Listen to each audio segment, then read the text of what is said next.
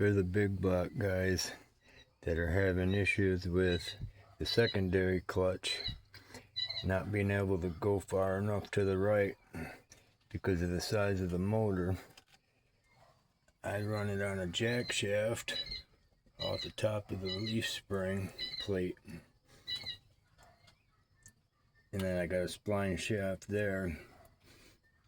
That shaft is keyed on this end into the collar that locks that shaft.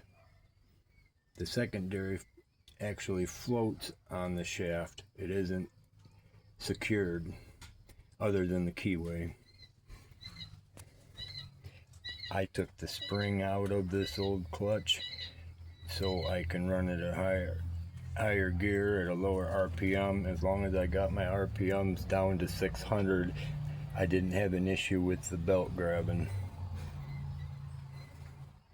Well,